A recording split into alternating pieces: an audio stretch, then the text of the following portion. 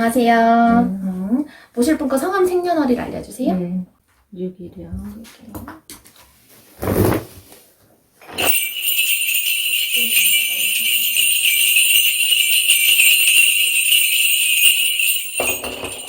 이 집안 자체에 상문이 너무 지금 껴있어가지고 너무 답답해요. 너무 답답하고 누가 지금 돌아가신 지 지금 1년이 안 되신 분이 있어, 집안에. 그리고 이분이 뭐 이렇게 혈관 쪽으로 갔던지 심장 뭐 관련된 걸로 갔던지 뭐 협심증 같은 걸로 갔던지 마비 쪽으로 갔던지 심장 마비로 갔던지 이 숨을 못 쉬고 들어와요. 이게 답답해가지고. 네, 심장마비로. 심장마비로. 네. 누가 가셨어 지금? 신랑이요. 신랑 가신 지 얼마나 됐어요? 7개월 됐어요. 7개월 정도 됐어요? 네. 근데 이게 가신 지 7개월 된 것도 있지만 네. 가고 나서 집안 자체에 우환이 들었을 것 같아요. 집안 자체가 좋지 않아. 엄마 안색도 좋지도 않고. 근데 이 신랑이 가고 나서 시비, 구설, 관제살이 같이 들어와요. 네. 누가 이렇게 이 사람 돌아가시고 나서 좀 시끄러웠는 것 같아. 네. 어떤 부분으로 시끄러워서 뭐 이게 시끄러웠다고 자꾸 그 소리만 나와. 네. 자식들이 그렇죠. 자식들이? 네. 아들 3명이 그러면 아버지 돌아가시고 나서 네. 이렇게 싸움 아닌 싸움이 난 걸 지금 말씀하시는 것 같아. 그죠? 네. 네. 싸움이 났는데 내가 봤을 때는 이게 뻔하겠지. 돈 때문이거나 네, 맞아요. 돈 때문이거나 뭐 재산 싸움이겠지. 네. 사람이 죽고 나서 집안에 싸움이 났으면 그거밖에 없잖아. 재산 싸움 난 거밖에. 응? 이 아버지가 살아생전에 그래도 재산이 꽤나 있었나 봐. 그러니까 싸움이 나지. 네, 좀 있어요. 응? 물려받은 게. 물려받은 게 조금 네. 있고 따로 자기가 또 일을 하셨어. 이 대주님이 사업을 했던지 뭐를 했던지. 네, 무슨 당구장이고 뭐 이런 거 많이 했어요. 그런 것도 네, 많이 했고. 네, 네. 근데 이 중에서 지금 내가 봤을 때는 이 3명 자식이 다 동등한 지금 이런 입장에서 싸우는 게 아닌 것 같고, 뭐라 그래야 될까? 누구 하나 때문에 이 싸움이 발달된 것 같아. 네, 삼형제 중에 응. 둘째가 욕심이 많아요. 둘째가? 네. 지금 그러면 둘째 앞으로 뭐를 해놓은 거야? 아니면 둘째가 뭐를 가져가려고 지금 이러는 거예요? 아니, 자기가 이제 사업을 하는데 조금 이제 부도도 나고 지금 경기가 안 좋잖아요. 그래가지고 자꾸만 돈에 좀 욕심이 있어갖고 좀 줬으면 해요. 아, 돈 욕심을 내니까. 네. 아이고, 못 살아, 진짜. 그러면 3명 중에 그 둘째가 유독 그러는 네. 거고, 첫째, 셋째는 그것 때문에 그냥 그냥 기분이 가만히 있고 그냥 안 가만히 좋지. 있고 좋지는 않고. 네.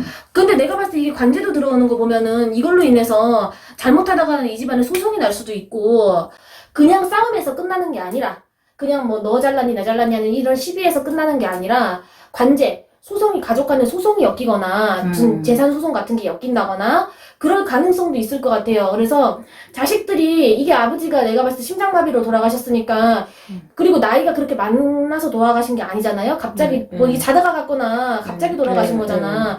그랬기 때문에 이거에 대해서 재산에 대해서 뭐 너가 어떻게 하고 어떻게 하라 이런 상속적인 부분에 대해서 유언을 해놓거나 미리 예지를 해놓은 부분이 없었던 것 같아.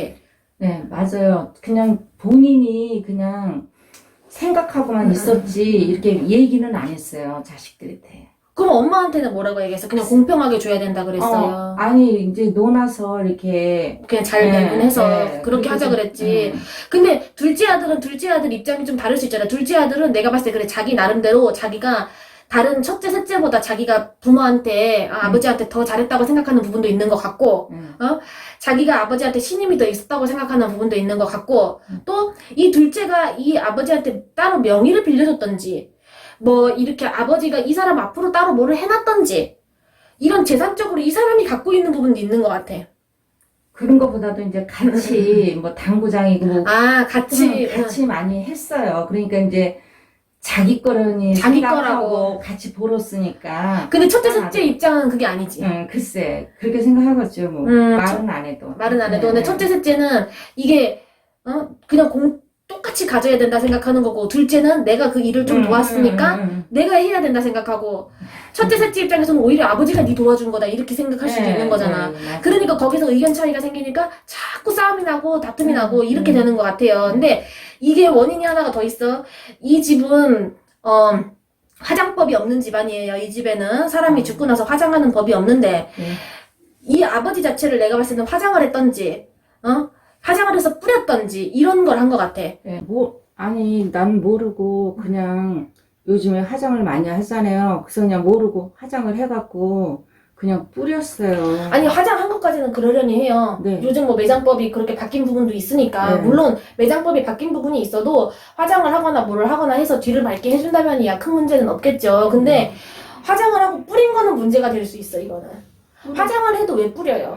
납골을 하든지 요새 수목장 같은 것도 좋게 나오는 것들이 많은데 적어도 그런 거를 했었어야지 되는데 그런 게 전혀 없이 그리고 이 집안에는 이 아빠 자체가 내가 봤을 때는 이렇게 화장한 것 자체에 대해서 굉장히 불만스럽게 얘기를 하거든.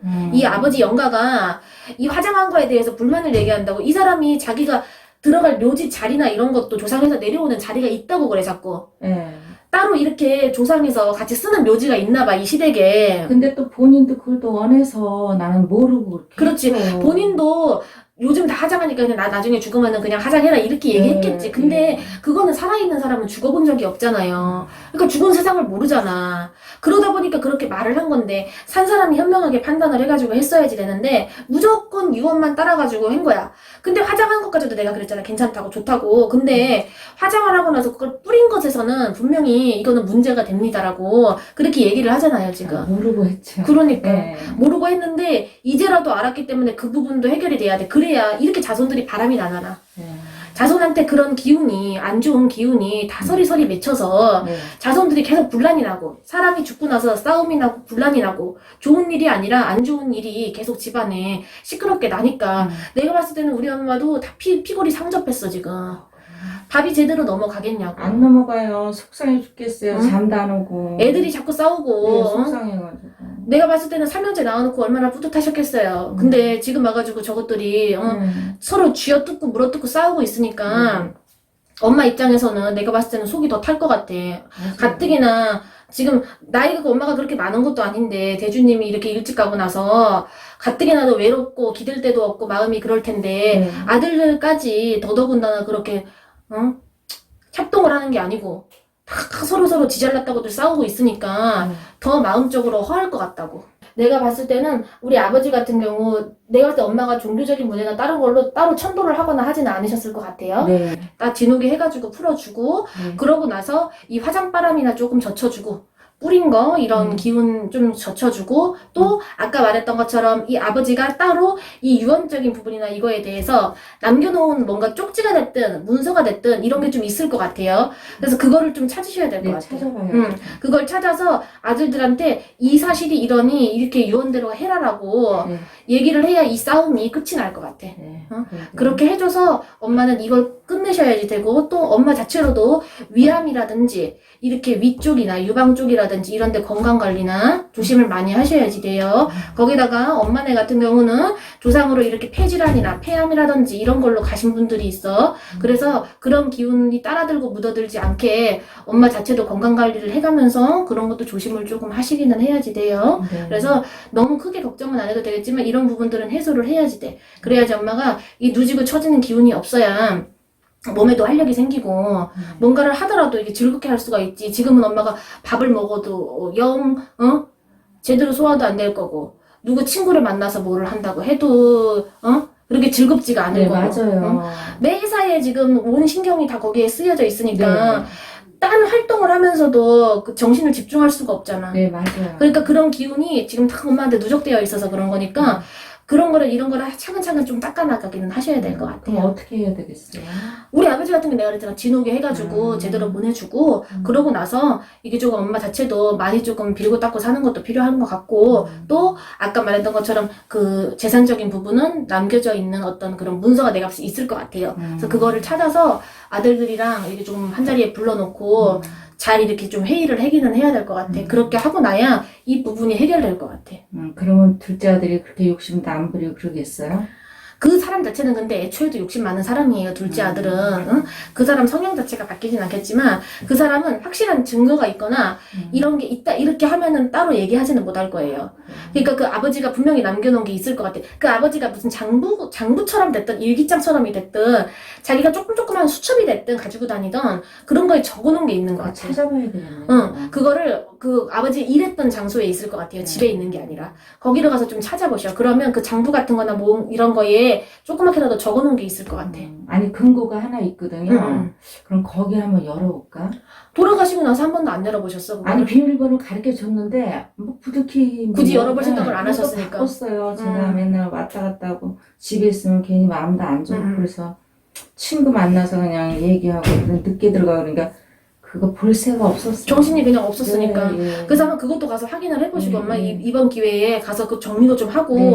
아버지 쓰던 물건이나 이런 거 있으면 좀 소각도 하고, 음. 죽은 사람 물건을 그렇게 오래 두시는 건 아니기 때문에, 그런 거 정리도 할 겸 해가지고 다 좀 한번 드러내 보셔야 될 것 같아요. 그러니까요. 그렇게 해서 아들들이랑도 모여가지고 좀 이렇게 합리적으로 회의도 하고, 그리고 둘째 아들 같은 경우는 쉽게 말하면 애정결핍적인 것도 있어. 첫째도 있었고 셋째도 있었고 그 사이에서 치인 기운도 있겠죠. 그러니까 자기가 생존 본능처럼 해가지고 좀 그렇게 더 생긴 게 있는 것 같아. 그런 욕심적인 게. 그러니까 엄마가 둘째 아들을 무조건 막 나무라듯이 이렇게 하면 오히려 엇나갈 수 있으니까 좀 이렇게 감싸주듯이 얘기를 하면서 이렇게 싸워서 어떡하겠니? 아버지 돌아가시고 나서 자손들이 더 화합되는 모습을 보여줘야지. 이렇게 조금 잘 좀 어르고 달래봐요. 네, 그렇게 할게요. 그렇게 해가지고 네. 좀 나는 방법을 강구를 해보셔야 네, 될 것 네. 같아. 알겠습니다. 감사합니다. 네. 네.